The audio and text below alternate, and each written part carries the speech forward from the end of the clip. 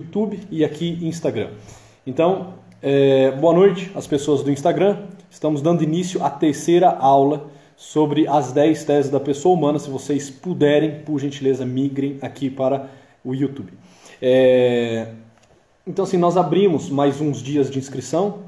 Eu acho que foi na sexta, no sábado e no domingo, até dia 10, né? 7, 8 e 9, nós deixamos aberto mais 3 dias para tantos quanto quisessem fazer as inscrições. Isso porque a procura ela vinha numa crescente. Quando nós fechamos as inscrições, ainda assim ficou um grupo muito grande de pessoas desejosas de fazer esse curso. Enfim, nós achamos por bem abrir, chegaram quase 500 pessoas, 400 e tanto, e dessa forma nós agora somos um grupo de quase 3 mil pessoas. Nós estamos aí margeando a casa das 3 mil pessoas, o que, para mim, reitero, é fonte de grande alegria. Eu acho que nós temos tudo para ser o maior grupo de estudo, o maior grupo de logoterapia no Brasil. Talvez um dos maiores grupos do mundo.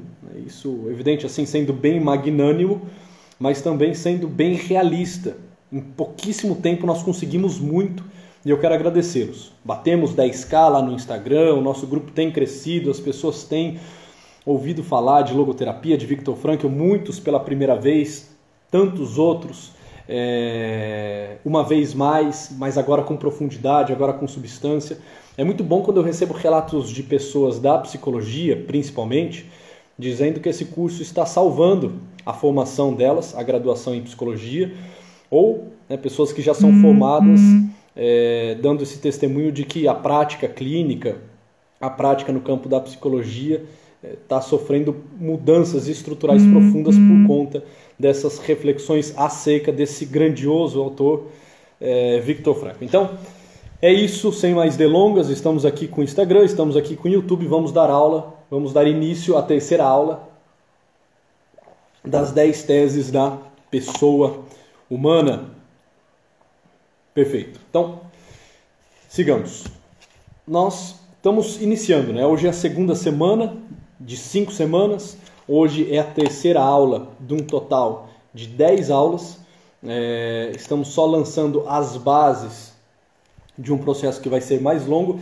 E nesse início, nessas 3, 4 primeiras teses, Viktor Frankl ele vai colocando alguns assuntos que parecem que são repetidos, assuntos que parecem quase que falar da mesma realidade, acerca do mesmo ponto, porque ele está aqui ainda desenhando, deixando muito claro quais são os contornos, quais são os limites, qual é a base antropológica sobre a qual toda a estrutura filosófica dele vai se fundamentar. Então, quando nós pegamos as 3 primeiras aulas, de alguma forma elas passam essa sensação de que são uma única aula. Essas 3 primeiras teses, elas nos dão essa percepção de que nós estamos falando não só de um mesmo aspecto, que é a pessoa humana, não só de um mesmo problema, que é o problema antropológico, mas como se nós estivéssemos batendo na mesma tecla, na mesmíssima tecla.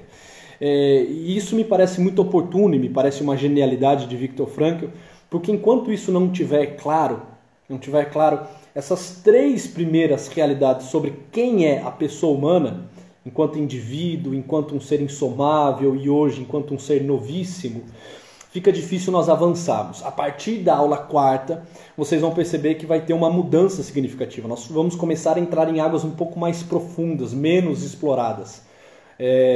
Eu vou até mexer um pouco na minha linguagem, porque se a partir da 4ª eu começar a usar termos muito específicos da logoterapia, da filosofia de Viktor Frankl, eu sei que muitas pessoas ficarão para trás, principalmente pessoas que não são da psicologia, não são da psiquiatria, pessoas que não são da área filosófica, mas que estão nos acompanhando, e eu quero também poder oferecer a vocês que estão iniciando uma formação no campo da antropologia algo que faça sentido e um conteúdo que todos consigam acompanhar. Então, assim, a partir da próxima aula a gente começa a alçar um voo, mas aqui a gente ainda fica, repito, batendo quase que na mesma tecla, para que esteja muito claro o que é esse início da pessoa humana e qual é a sua dignidade.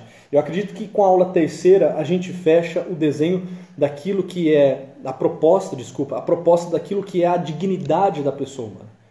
Como diz Kant, no seu imperativo categórico, Kant diz que a pessoa humana nunca deve ser só um meio. mas sempre ela deve ser vista também como um fim último, um fim das nossas ações. E Viktor Frankl, nessas 3 primeiras teses, parece que ele quer reforçar esse princípio kantiano, que a pessoa nunca deve ser só um meio. A dignidade da pessoa exige que ela seja vista como um fim em si mesmo, e não enquanto algo que pode ser usado, algo que pode ser manipulado, algo que pode tornar-se um joguete. Não como um ser autômato, mas como um ser autônomo. Essa ideia de automotismo e autonomia marca muito a filosofia de Viktor Frankl, marca muito a proposta frankliana. Essa ideia de tirar o homem desse processo de condicionamento e de determinismo, que nós temos falado muito nas 2 primeiras aulas, e vamos falar até a última, e colocá-lo diante de uma perspectiva de um ser livre, de um ser responsável, capaz de autopossuir-se, capaz de autodoar-se. Não uma máquina a ser consertada, não um rato a ser condicionado, mas alguém a tomar as rédeas da sua vida e viver essa vida em primeira pessoa, de forma autêntica, de forma madura. Então, nessas 3 primeiras teses, Viktor Frankl tenta deixar isso muito claro, deixando claro, acima de tudo, qual é a dignidade da pessoa humana e qual é a premissa, o que fundamenta essa dignidade, ok? Muito bem. Isto posto, seja bem-vindo, Wesley. Chegou atrasado, mas estamos aqui ainda só na reflexão inicial, só fazendo uma revisão. Isto posto, vejamos. Na primeira tese, rapidamente, não vou gastar mais do que 5 minutos aqui, tá? Na primeira tese, Viktor Frankl fala do indivíduo único, ou seja, a ideia do ser uno. Nós somos uma unidade ontológica. Nós somos, portanto, inquebrantáveis. Usando essa expressão, inquebrantável, eu me lembrei de um filme, eu acho que em português ele é traduzido como invencível. Eu acho que no americano ele está unbroken, né? Essa ideia de inquebrantável. É um filme de um soldado americano que é preso, que é feito refém pelo exército oriental. Enfim, é um filme que vale muito a pena.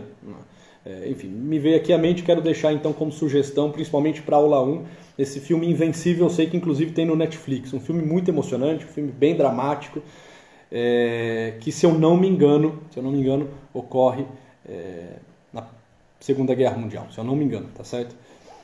E então assim, a primeira noção de que a pessoa humana ela é indivisa, que ela é um indivíduo, que portanto ela é única, inquebrantável, não enquanto uma realidade atomizada, individualista, mas enquanto uma realidade total, que aí já lança a base para a segunda tese de Viktor Frankl, que é a pessoa humana é insomável, ou seja, ela é uma unidade, mas ela é uma unidade na totalidade. Justamente por ser uma unidade na totalidade, não tem nada que possa agregar-se a ela, não tem nada que possa vir somar-se a ela no sentido de torná-la outra, de envolvê-la num processo que dê a ela algo para além daquilo que ela é, dos limites e das capacidades e especificidades que são próprias da pessoa humana. Então, aula 1, aula 2. Eu falei que eu não ia gastar mais de 2 minutos para falar isso, mais de 5 minutos, gastei aqui 2 minutos, né, para ser mais exato. Agora, com isto claro... Obrigado, Carlos. O Carlos está me corrigindo aí. Passa na Primeira Guerra Mundial. Perfeito. Invencível é o filme. A Marina tá comentando aqui. Obrigado. É exatamente esse e eu acho que tem lá no Netflix. Fala isso para já ficar fácil a todos, né? Agora, vamos avançar. Qual que é a terceira tese? A terceira tese é a ideia de que a pessoa humana é absolutamente um ser novo. Ou seja, não só um ser inquebrantável, não só um ser insomável, mas também um ser irrepetível. Irrepetível. Ela é única, inquebrantável, insomável, irrepetível. Principalmente essa marca de unicidade e irrepetibilidade marca muito o pensamento de Viktor Frankl. Por diversas vezes, ele e boa parte da escola, né, da filosofia personalista, usa essas palavras para falar sobre a pessoa humana, um ser único e irrepetível. Unicidade e irrepetibilidade.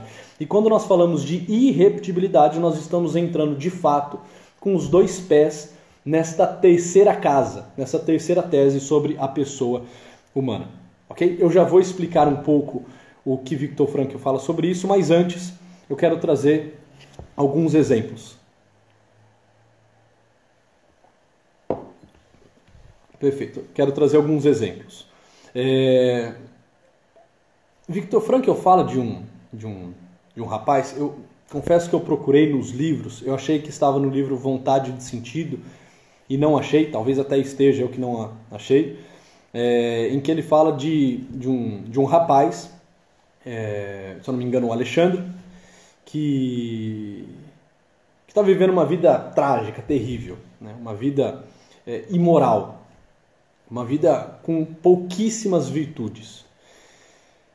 E esse rapaz, ele tinha um pai tal e qual. Ele tinha um pai que também havia se afundado num processo de alcoolismo, uma história bem manchada por diversas escolhas inautênticas, né, que foram despersonalizando esse pai. E em certo momento encontram esse rapaz numa festa. E todas as atitudes dele lembravam as atitudes do seu falecido pai. Uma pessoa dada ao vício, dada ao álcool, cheio de imoralidades, de desonestidades. E alguém lhe questiona e diz o seguinte: olha, e aí? Como que é? Você é filho do teu pai, evidente, e tornou-se tal e qual. E aí Viktor Frankl coloca a resposta desse jovem. Ele diz o seguinte: olha, se o meu pai não me serviu de exemplo, ao menos ele me serve de justificativa. Tentando dizer o seguinte: olha, já que eu não posso falar que meu pai foi um grande exemplo na minha vida, alguém que me passou valores, me passou virtudes, alguém que me deu uma formação sólida, substancial para que eu pudesse me tornar alguém de alta estatura, ele ao menos me serve de justificativa. Então, quando alguém falar que eu estou vivendo essa vida degradante, eu posso simplesmente justificar-me dizendo que eu sou filho do meu pai e que meu pai era alguém que também fez da vida dele escolhas erradas, e como que se eu colocasse, me exonerasse das minhas responsabilidades e as colocasse nos ombros de alguém, me colocasse no caso específico nos ombros do meu pai, como dizendo, olha, é um fator genético, é uma questão assim de criação, é uma questão de berço, é uma questão de nascimento, eu não sou culpado. Isso de alguma forma me justifica. Porque assim, eu terceirizo a culpa, e terceirizo por alguém que de algum modo está ligado a mim. Ligado principalmente na minha dimensão biológica, na minha dimensão psíquica. Porque foi alguém que me deu esse ser, ao menos esse ser material e anímico, como nós vamos ver ao decorrer da aula. Então, isso nos coloca assim, essa ideia de um equívoco acerca daquilo que é a pessoa humana. Ou seja, se a pessoa humana é um ser novo, e ao ser novo assume essa nota de irrepetibilidade, não tem nada que possa justificar as ações dela, que não as escolhas dela mesma. Como se dissesse, olha, eu sou livre para tudo, exceto para deixar de ser livre, porque ao decidir não ser livre, eu já fiz a minha decisão livremente, optando pela não liberdade, ou seja, eu sou único e eu sou irrepetível, e essa vida está nas minhas mãos, e eu não posso dizer que é outro que a vive. Eu sei que isso nós estamos dizendo nas duas primeiras aulas, vamos aprofundar. Pensemos ainda o seguinte: dois irmãos gêmeos, que têm um pai alcoólatra. Peguemos um exemplo muito parecido com o que o Viktor Frankl dá. Esse não é um exemplo dele, é um exemplo genérico que eu estou trazendo para vocês. Dois irmãos gêmeos, eles têm um pai alcoólatra, um torna-se alcoólatra, enquanto o outro jamais se deixa dominar pelo álcool, jamais se deixa levar por esse vício. Os dois irmãos gêmeos, de pai alcoólatra, um torna-se tal qual o pai, o outro vive uma vida virtuosa. Ambos podem dizer exatamente a mesmíssima coisa.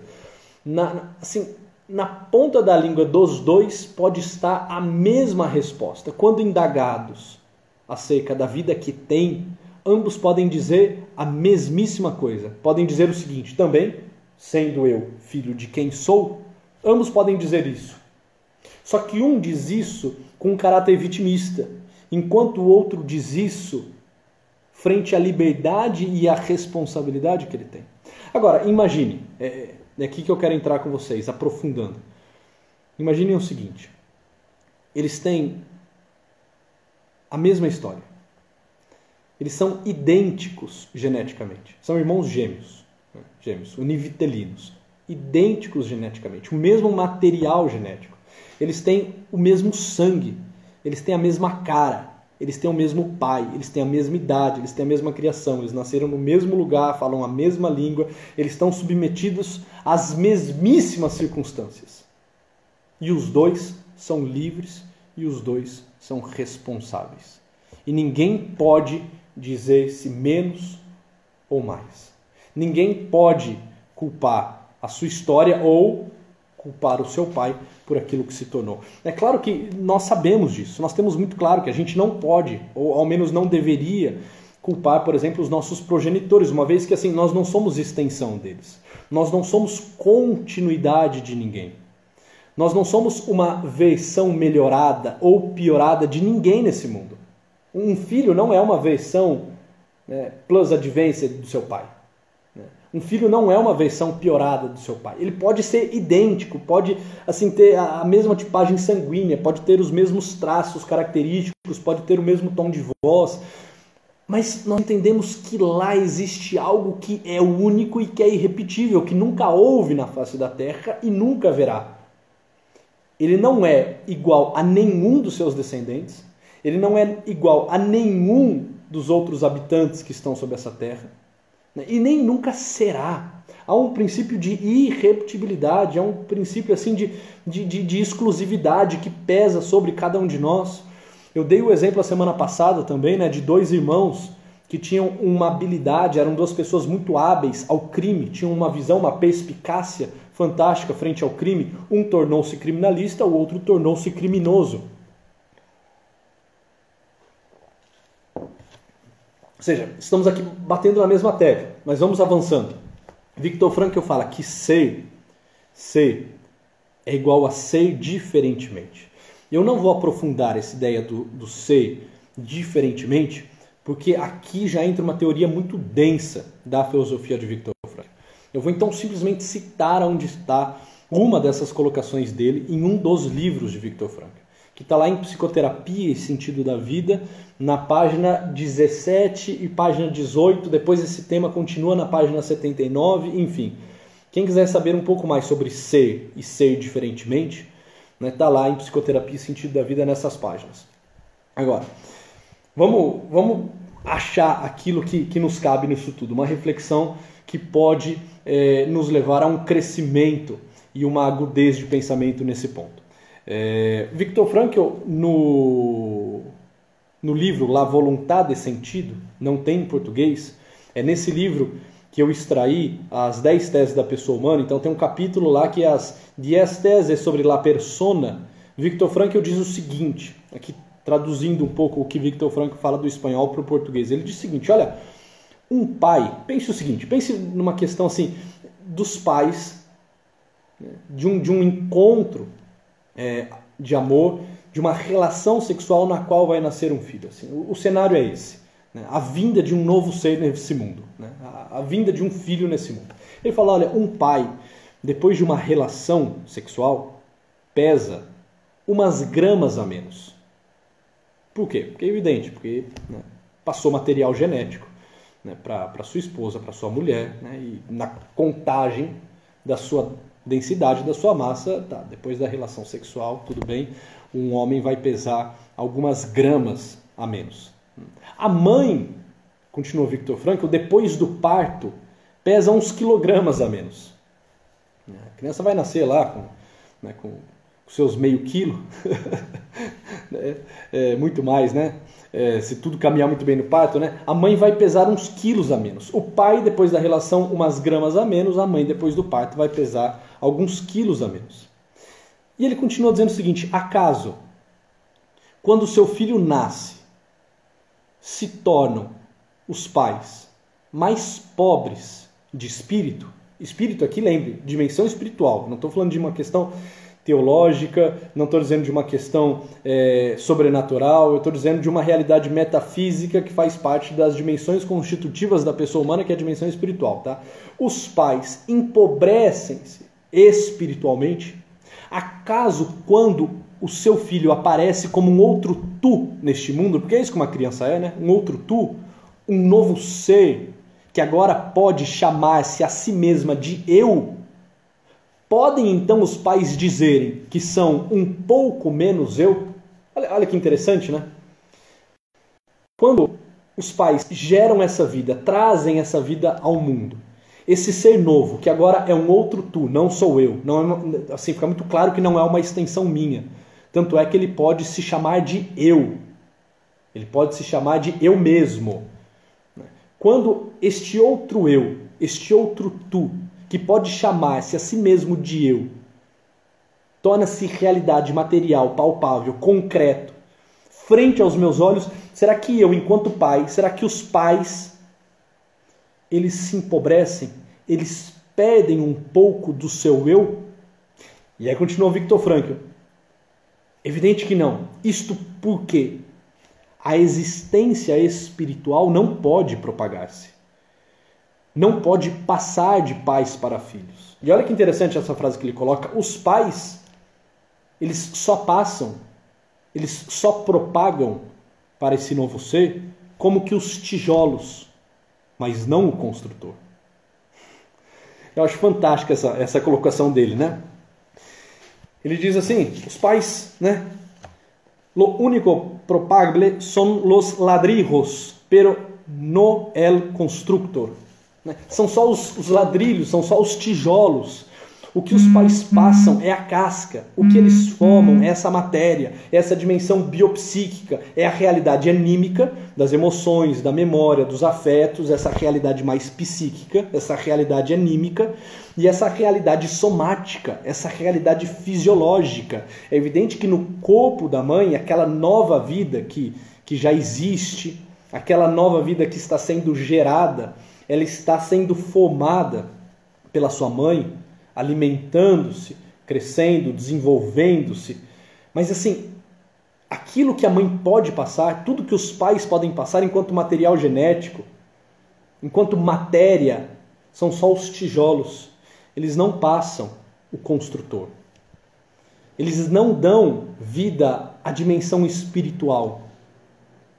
Se assim o fosse, eles se tornariam menos. Se assim o fosse, de alguma forma nós conseguiríamos compreender esse repasse. E é aqui que Viktor Frankl, né, assim, deixa claro e bate nessa tecla, assim, um ser quando vem ao mundo é um ser novo, porque nele há uma dimensão espiritual única e irrepetível. A casca pode ter sido recebida de alguém. A questão biológica e psíquica pode ser semelhante à de outrem, mas a sua vida é uma vida única. É uma vida irrepetível. Olha que curioso isso tudo. E eu fiquei pensando assim, de que forma mesmo trazer essa reflexão para todos, a ponto de conseguirmos compreender com profundidade aquilo que está sendo dito. E assim, Viktor Frankl, ele vai falar que o homem nesse mundo, basicamente, ele procura expandir-se. Nós vamos ver isso lá na última tese. A 10ª tese é a pessoa humana transcendente. Eu acho que é a 10ª. Então, assim, isso vai ficar muito mais claro lá na 10ª tese. Mas olha o que o Viktor Frankl fala. O homem, basicamente, ele procura nesse mundo expandir-se. Ele procura sair de si mesmo, ser para fora, que é uma outra tese que nós vamos ver, né? Que a pessoa humana é existência. Né? Busca sair de si, busca ser para fora. Ele busca ser na direção de um sentido a realizar. Seja em direção a um outro ser humano a quem busca encontrar no encontro de amor. Ou seja, o homem sempre busca algo que está fora dele mesmo. Ele está endereçado, ele está intencionado a algo que não a ele mesmo. E nessa busca de algo a realizar, de alguém a quem amar, de uma atitude que ele possa assumir frente a um destino inevitável, Viktor Frankl constrói a ideia dos 3 valores, dos 3 universais de sentido que todos nós temos nessa vida.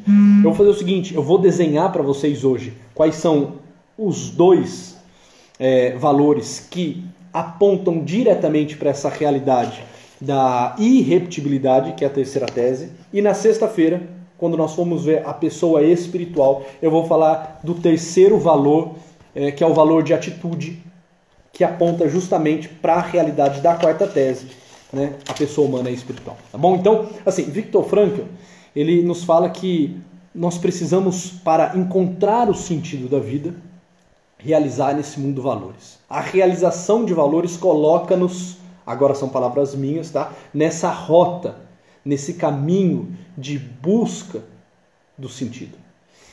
E quanto mais nesse mundo nós caminhamos realizando valores, mais o sentido brilha ante aos nossos olhos. Mais nós conseguimos contemplar o sentido em tudo aquilo que fazemos e o sentido último que nos encerra nesse mundo.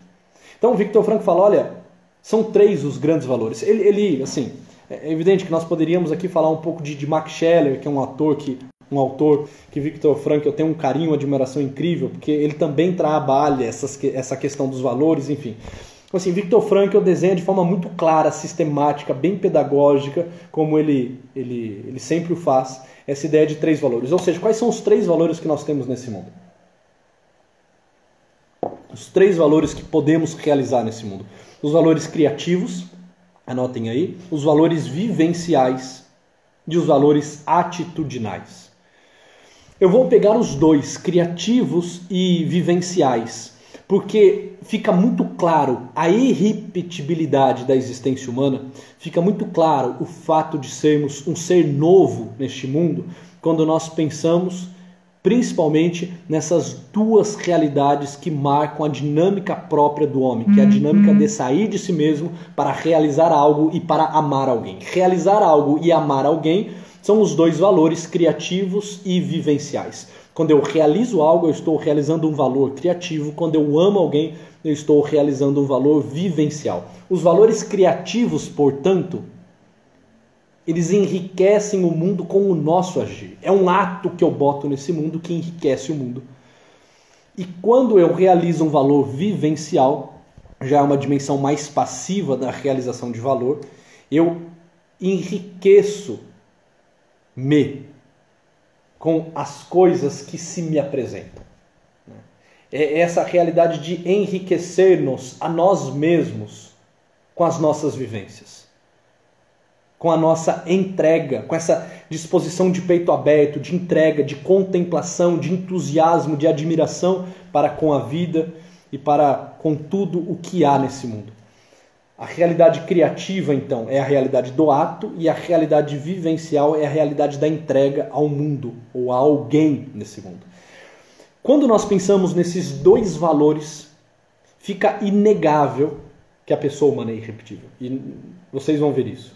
Dá para comprovar, como se alguém dissesse assim, olha, Luiz Henrique, então prove-me que a pessoa humana é irrepetível.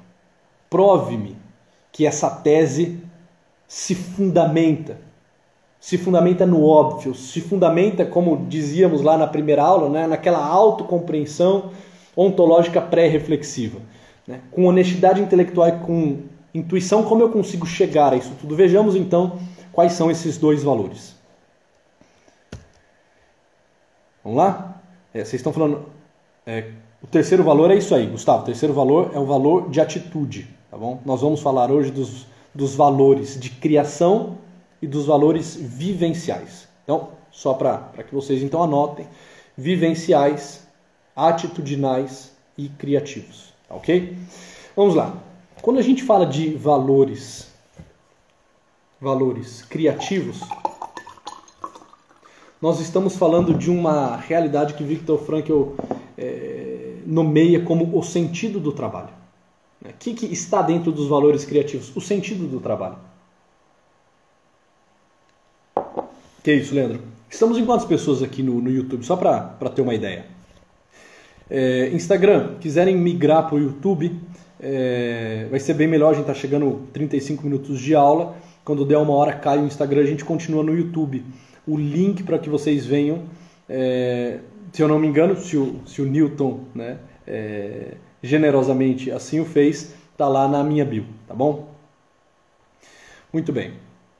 Legal, olha lá, 533. Puxa, a gente está mantendo uma média fantástica, né? Assim, excepcional, excepcional. Assim, é muita gente, tratando de um tema denso, difícil, mas tão importante e tão relevante para os nossos tempos. Fantástico, que bom, 536 pessoas, espetacular. Vamos lá, então, sentido do trabalho, que está dentro dessa proposta de valores criativos. Para entrarmos nessa esfera deste valor, nós precisamos refletir o seguinte, que existe eu e existe realidade chamada mundo. Vamos diferenciar esses dois entes, né? Eu e o mundo. O grande problema é que muitas vezes nós ficamos indagando o mundo.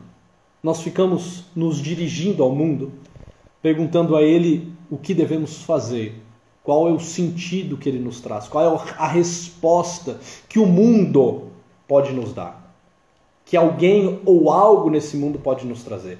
Nós olhamos para fora de nós mesmos, nós botamos um olhar para fora de nós mesmos e nós nos indagamos. Mundo, qual é o teu sentido?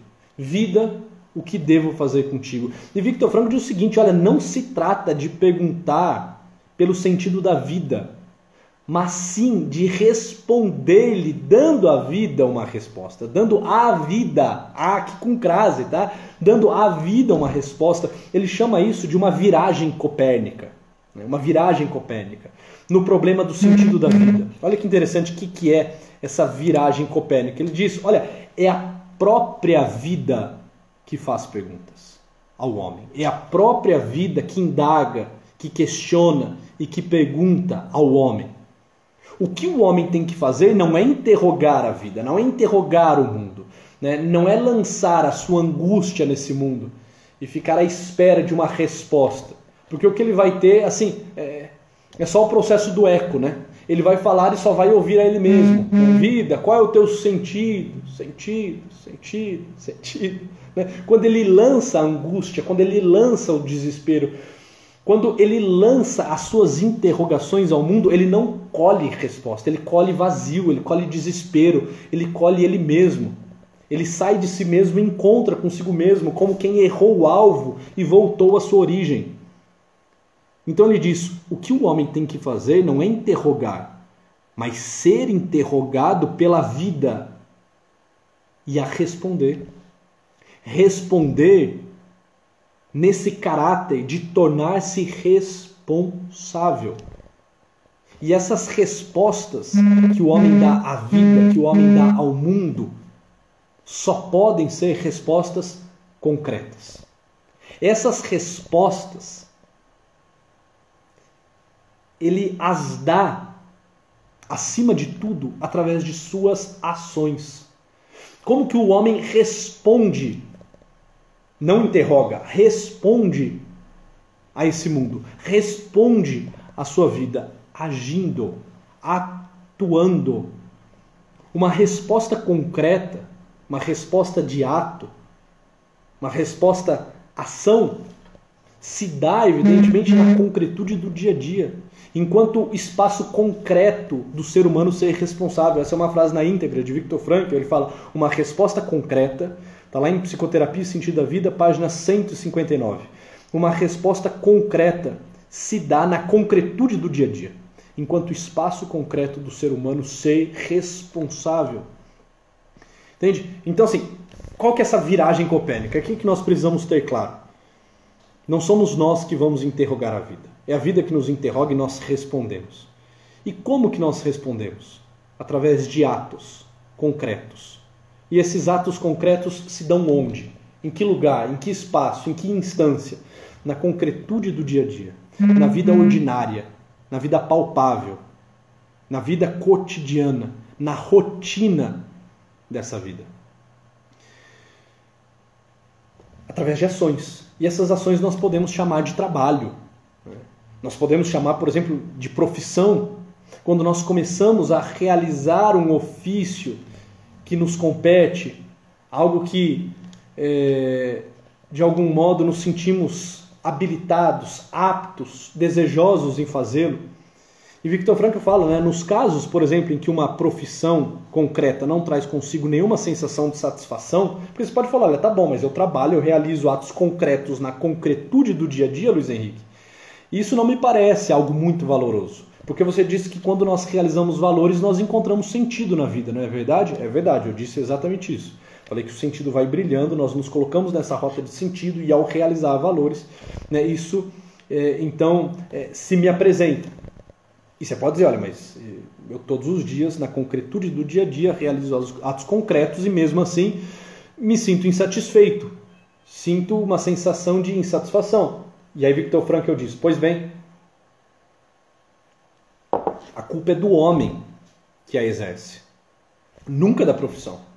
Porque a profissão em si ainda não é suficiente para tornar o homem insubstituível no seu caráter de único e irrepetível.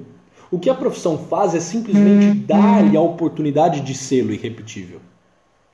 O que importa não é de modo algum a profissão em que se cria algo, mas antes o modo como se cria. Aqui entra a questão da irrepetibilidade. Eu fui desenhando isso tudo para a gente chegar nesse ponto. Por que eu estou falando de realização de valores? Porque eu estou falando do sentido do trabalho dentro do valor criativo para que a gente chegasse aqui nesse ponto. Olha, quando eu realizo algo,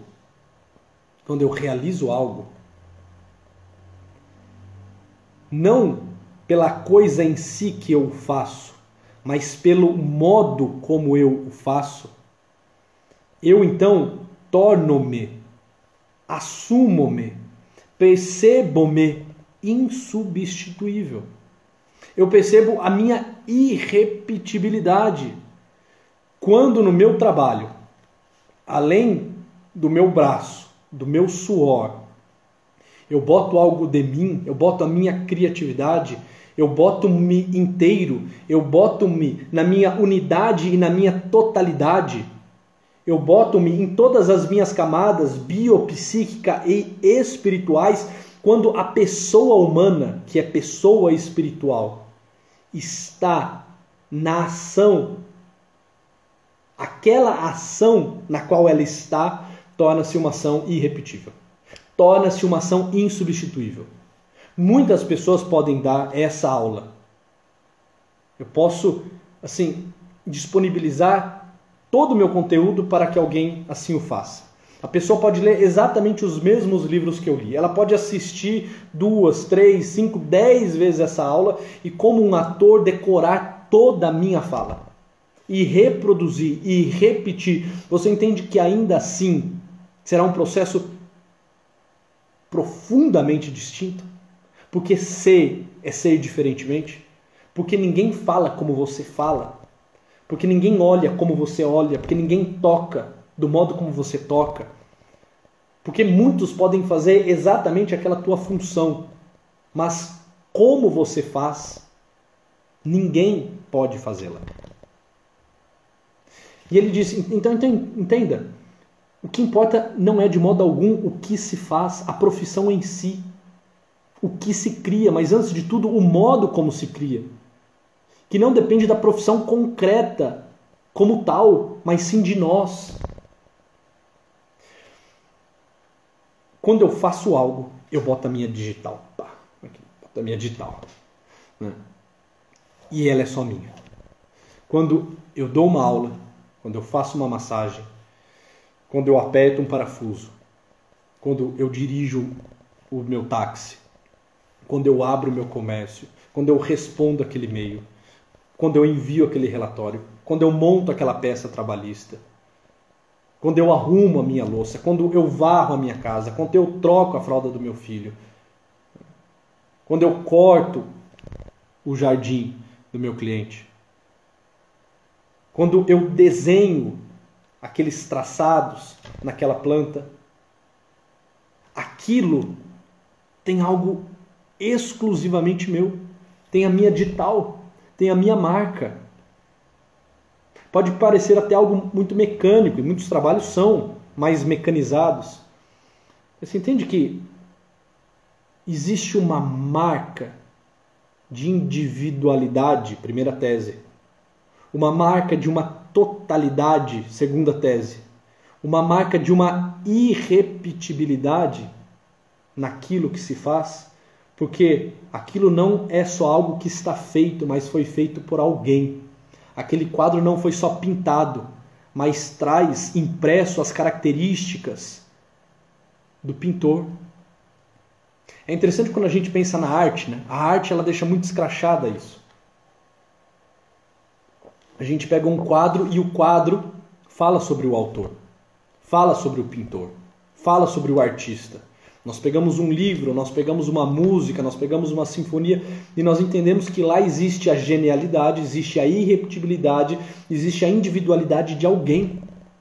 Que as coisas estão lá exatamente naquele lugar porque alguém assim o quis. Aquilo não está jogado, não está só lançado. E mesmo que estivesse só jogado, foi jogado por alguém. O modo de ser jogado é um modo de ser jogado por alguém e esse alguém é único e ninguém joga como ele joga. Entende? O nosso trabalho é a nossa digital. Quando nós fazemos algo nesse mundo, nós impregnamos esse mundo com uma marca nossa e entendemos a nossa irrepetibilidade. Quando eu entrego esse produto para vocês, eu já não posso dizer que ele não é, né, que ele não existe, ele agora existe, aquela potência que era a ideia de um curso tornou-se ato, e esse ato é uma criação que fala de alguém, que fala de todos nós que aqui estamos, que fala de mim, que fala da minha história, que fala do meu jeito de falar, do meu jeito de gesticular, do meu jeito de estudar, do meu jeito de alinhar as questões, do meu jeito de transmitir conteúdo. O caráter de algo único encontra-se na realização desse primeiro valor, que é o valor de criação.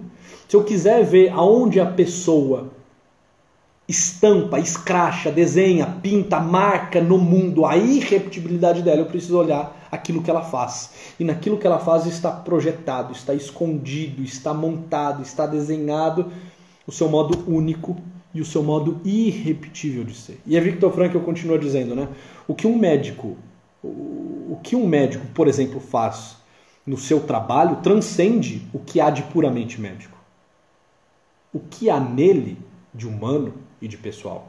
É isso que torna o homem insubstituível. A questão não é o que se faz, volto a dizer, mas antes quem e como se faz. Se nós estivéssemos mais atentos a isso, nós não teríamos tanta crise no trabalho. Se nós estivéssemos entendendo que a questão não é o que eu faço, mas o modo como eu faço e quem o faz, né? E eu preciso fazer em primeira pessoa, fazer eu mesmo, em todas as minhas dimensões, em todas as minhas camadas, e tendo como partir da minha dimensão espiritual, porque nela encontra-se o especificamente humano, as crises cairiam um pouco por terra. A crise profissional. Nós estaríamos mais atentos às questões vocacionais, ao chamado, entende? Não à profissão. Porque a pessoa pode realizar a sua vocação fazendo assim uma enormidade de trabalhos. Eu posso realizar a minha vocação sendo psicólogo, clínico, sendo palestrante, sendo professor. Talvez se eu tivesse feito nutrição, é algo que me interessa bastante, eu também, né, me realizaria no meu trabalho e conseguiria responder ao meu chamado, à minha vocação. Enfim, se eu tivesse feito alguma outra... eu pensei na época em fazer advocacia, pensei em fazer história, pensei em fazer filosofia, né? Depois eu vim a concluir também a formação em filosofia. Entende? A gente tem um espectro de ação dentro do campo profissional muito grande, no campo do trabalho imenso. E a questão não é necessariamente o que eu faço, é como eu faço, é o coração que eu boto lá, é a minha intenção, é a magnitude, como diz, né, um autor espanhol, Julián Marías, é a magnitude e a intencionalidade. É a grandeza que eu boto naquela ação e para onde eu endereço aquela ação. Ela está endereçada, ele fala que é os dois eixos, né? Essa ação está endereçada para onde? E qual que é a magnitude dessa ação, a intensidade, a latência, a pujança dessa ação? Aqui se dá a realização de um valor. Quando eu paro simplesmente de fazer por fazer e começo a fazer enquanto uma criação, enquanto algo meu, único e irrepetível, lá naquele momento eu encontro o meu modo de ser diante dessa terceira tese de Viktor Frankl. E olha que interessante. Viktor Frankl, ainda sobre o sentido do trabalho, diz o seguinte: o trabalho é gerador de autoconhecimento. E é gerador de autoconhecimento pelo seguinte motivo: ele cita Goethe. Essa citação de Goethe está lá em Psicoterapia e Sentido da Vida, também na página 92. Ele diz, olha, como pode uma pessoa conhecer-se a si mesma? Nunca pela reflexão, mas sim pela ação. A reflexão, no máximo, aqui um parênteses, né? Parei a citação aqui de Goethe. A reflexão vai nos levar a uma ação, tá? A reflexão vai fazer com que nós consigamos, de fato, materializar algo e atualizar as potências. Então, Goethe fala, olha, como nós podemos conhecer uma pessoa? Nunca pela reflexão, mas sim pela ação. Tenta cumprir o teu dever e logo saberás o que há em ti. Mas o que é o teu dever? A exigência do seu dia. Eu vou repetir esse final. Tenta cumprir o teu dever e logo saberás o que há em ti. Mas o que é o teu dever? O teu dever é a exigência do seu dia. Olha que fantástico, né? Tem uma citação, eu não lembro se é de Cifuentes, Rafael Iliano Cifuentes, ou se é de José Maria Escrivá, São José Maria Escrivá. Confesso que eu não sei, mas ela me vem agora aqui à mente. Em que ele fala, olha, realiza o teu dever e o teu dever o realizará. Você quer se realizar enquanto pessoa? Realiza o teu dever, volta a Goethe. O que é o dever? A exigência do seu dia. O que o dia te exige? Lembra? Não é nós que interrogamos a vida, é a vida que nos interroga. O dia vai nos interrogar. E aí? Você vai arrumar a tua cama ou vai sair de casa assim mesmo? Você vai tomar bem o teu café ou já vai sair de casa como um fracassado faminto? Você vai tomar um bom banho ou vai começar o dia, né, como um fedegoso? Você vai cuidar da tua aparência ou vai viver como um desleixado? Você vai viver bem o teu trabalho ou vai ficar o dia inteiro reclamando? Você vai levantar dessa cadeira ou vai ficar aí mofando? O dia vai nos pedindo as exigências, vai nos demandando este cumprimento dos nossos deveres. Você vai tratar bem esse cliente ou você vai continuar com essa cara de bunda? Você vai dar atenção àquelas pessoas que estão lhe demandando ou você vai continuar preso em você mesmo, só no seu mundinho, só nas tuas coisas? Tá? Bom, eu confesso que eu não sei, né, se é São José Maria Escrivá ou se é Cifuentes. Eu acho que está no livro de Cifuentes. Talvez ele cita no livro dele, José Maria Escrivá, tá bom? Realiza o teu dever e o teu dever te realizará. Então, assim, esse é o sentido do trabalho, perfeito? Esse é o sentido do trabalho. Essa frase é fantástica, de José Maria Escrivá, né, que a Rebeca colocou. Faz o que deves e está no que fazes. Eu acho fantástica essa frase. Eu amo ela, fiz até uma live recentemente sobre isso. Faz o que deves e está no que fazes. Então, esse é o sentido do trabalho. Quando eu realizo algo nesse mundo, eu boto lá a minha digital e fica claro nisso a terceira tese da pessoa humana, que nós somos irrepetíveis, tá bom? Mas eu quero ainda colocar um outro elemento. Só vou avisar o pessoal do Instagram, faltam acho que 4, 5 minutos para dar 1h. Venham, por gentileza, para o YouTube. Eu acho que o link está lá na minha bio, vocês clicam e vêm aqui para o YouTube, porque daqui a pouco vai acabar a live aqui no Instagram e a gente continua no YouTube. Então, assim, 2 movimentos dentro dessas realizações de valores tornam claro a irrepetibilidade da pessoa humana. Valores de criação, e eu falei que eu diria um segundo, que é o valores, que são os valores, não é Fuentes, Gustavo, é Cifuentes, Rafael Iliano Cifuentes, Cifuentes, com C e I, tá bom? E eu disse que eu diria de um segundo valor. O segundo valor é o valor de vivência, tá? E dentro do valor de vivência, Viktor Frankl coloca o sentido do amor. Dentro do valor criativo, ele coloca o sentido do trabalho. E dentro de vivência, ele coloca o sentido do amor. Ou realizando algo, ou captando alguém, contemplando alguém, vivendo uma relação amorosa e sendo uma presença amorosa ao trem, a noção da irrepetibilidade se me apresenta. E é isso que eu quero falar agora. Eu termino esse nosso encontro de hoje falando sobre o sentido do amor. E aí eu começo fazendo uma citação de Viktor Frankl. Ele fala, olha, quem ama de verdade não torna-se cego. Uma citação que não é na íntegra aqui, tá? De Viktor Frankl. Ele fala, olha, dizem que o amor torna as pessoas cegas, né? Ah, a pessoa está cega de amor. Ele fala, não, muitíssimo pelo contrário. O amor não cega ninguém. O amor, antes, torna-nos videntes. Por que torna-nos videntes? Porque nos dá uma aguda visão. Nos dá uma capacidade de contemplação daquilo que ainda não é, mas das potências que esperam ansiosamente para serem realizadas naquele a quem eu amo. Quem ama de verdade, continua Viktor Frankl, é como se visse através da roupa física e psíquica da pessoa espiritual, a ponto de pôr os olhos nela própria, na pessoa mesma. Quem ama,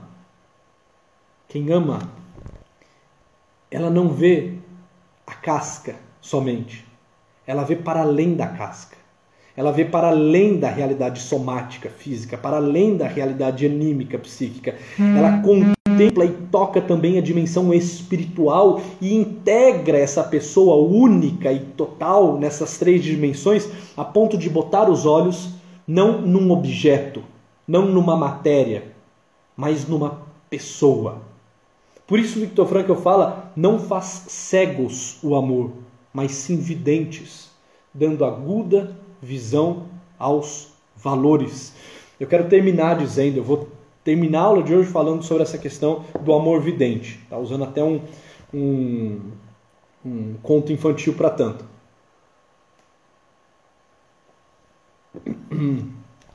E Viktor Frankl continua, no amor, o amado é essencialmente captado como um ser irrepetível no seu ser aí, no seu Dasein, e único no seu ser assim, Sozen, que é o que ele é, concebido como um tu, e enquanto tal, acolhido num outro eu. Assim, daríamos para a gente tentar destrinchar essa ideia do Dasein e do Sozen, talvez para quem é da área da fenomenologia, quem gosta aí de Heidegger, né? Assim, até gostaria, mas se nós pegarmos essa colocação de Viktor Frankl e alongarmos, assim, nós vamos cair, vamos terminar essa live só eu e você que gosta de fenomenologia e gosta de Heidegger, tá bom? Mas ele diz exatamente isso, né? No amor, o amado é essencialmente captado como um ser irrepetível no seu ser aí, Dasein, e no seu modo de ser único, no seu ser assim, Sozen. Ou seja, o amor ele contempla a totalidade da pessoa humana. Agora,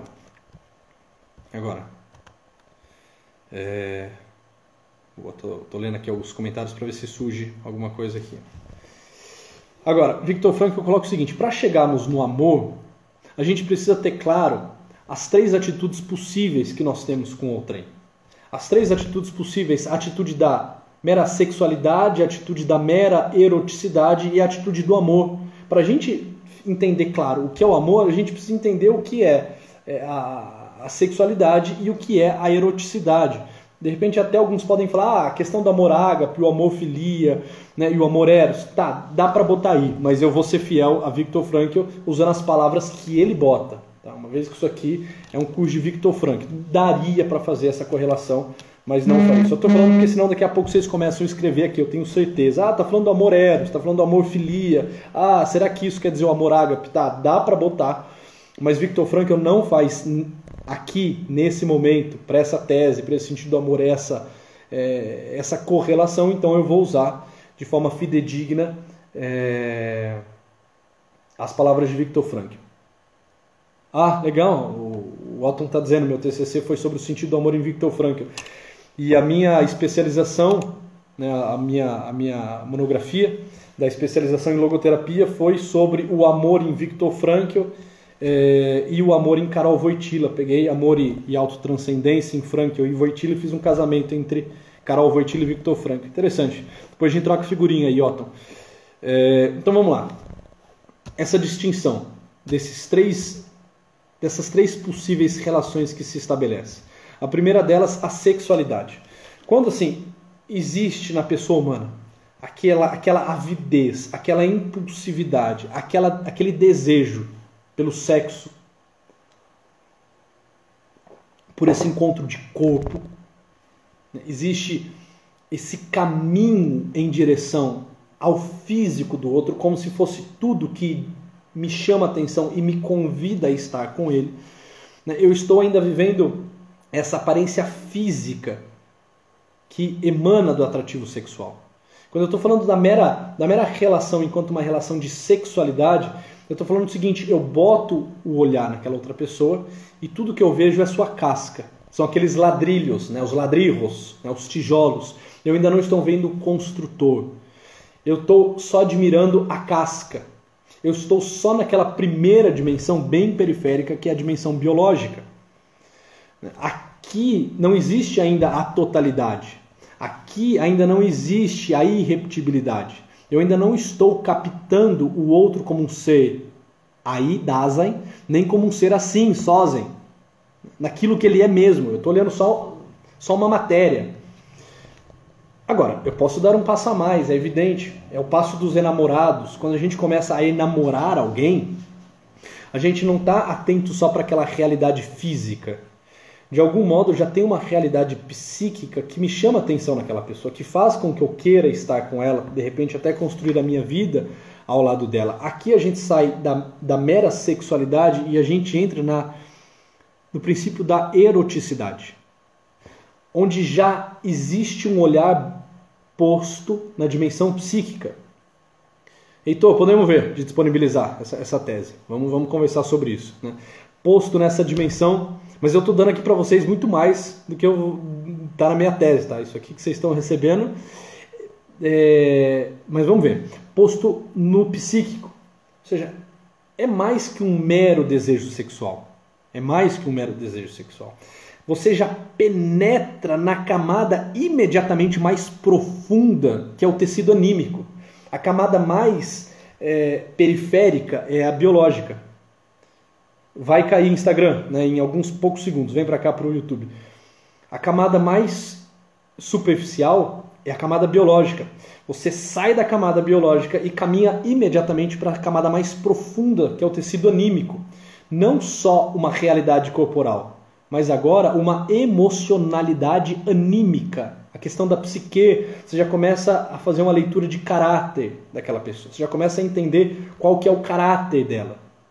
Não só a dimensão mais mineral, agora a dimensão mais vegetal e mais animal.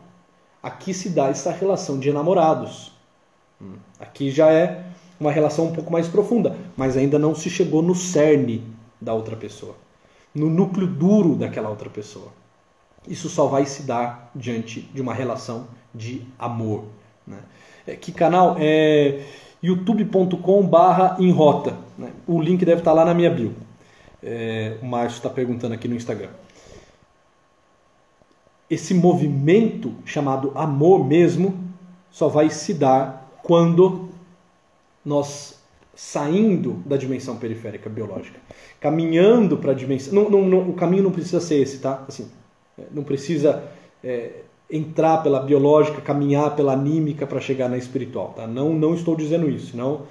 Vocês já vão falar que eu disse algo que eu não quero me comprometer com isso, porque não é necessariamente assim. Muito pelo contrário. Quando eu caminho para o amor, eu estou caminhando para essa camada espiritual da pessoa. Aqui se dá o penetrar mais possível na estrutura pessoal da outra pessoa. Aqui eu saio daquele movimento de enamorado e entro no movimento de companheirismo, diz Viktor Frankl. Esse companheirismo se relaciona diretamente com a pessoa espiritual do ser amado, com a sua pessoa precisamente naquilo que ela tem de irrepetível. ama o que o outro é, não apenas e somente o que o outro tem. Acabou. Tchau. Forte abraço. Instagram. Até mais. Até a próxima. Nos vemos na sexta-feira. Ama o que o outro é, não o que o outro tem. Viktor Frankl dá usa de uma metáfora fantástica, né? Ele diz, olha,